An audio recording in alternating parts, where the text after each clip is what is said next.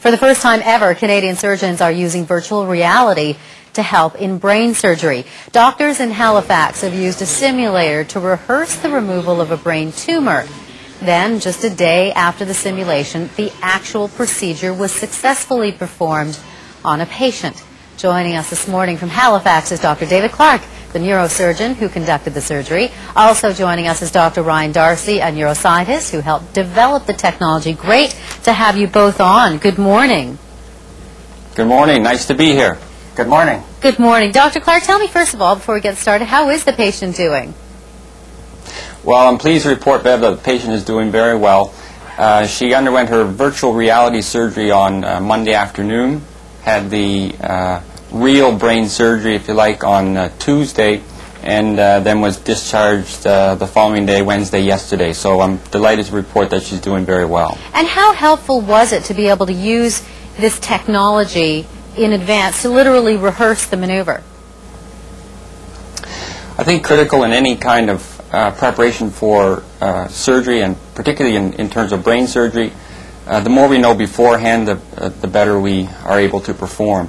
And certainly in doing the virtual reality surgery, reviewing this with the resident staff, doing it in an environment that was real life in a sense was an interesting way of proceeding with things, and I think can only help in terms of our ability to perform in the actual surgery. Well, and this really is groundbreaking. Let me ask you, Dr. Darcy, about this technology specific to, there have been other simulators done in the past, not necessarily with brain surgery, but tell me how close this is. How do you get it so close that, as Dr. Clark said, she actually underwent the virtual surgery? Tell me about that.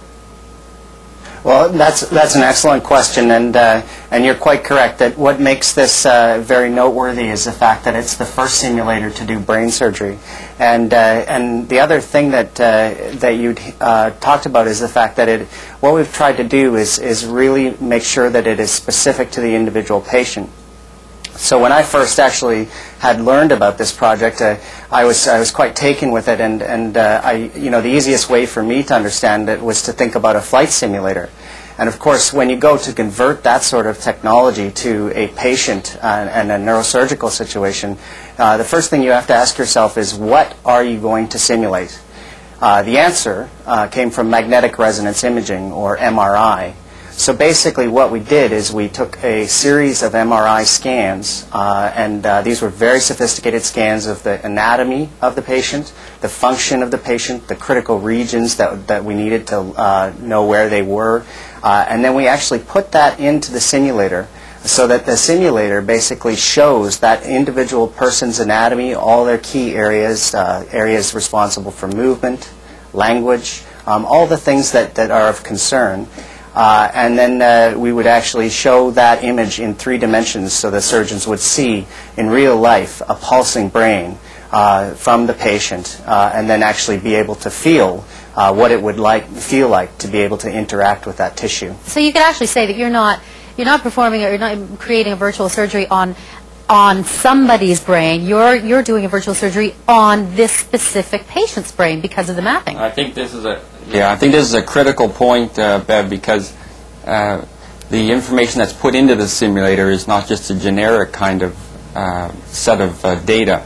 This is doing virtual reality, in this case on Ellen's brain, removing Ellen's tumor. And Dr. Clark, tell me if this is true. Did the patient actually ask you prior to her real surgery how the rehearsal went? She actually did. When I met her before her admission to hospital, the first question she asked me, interestingly, was, how did my simulation surgery go?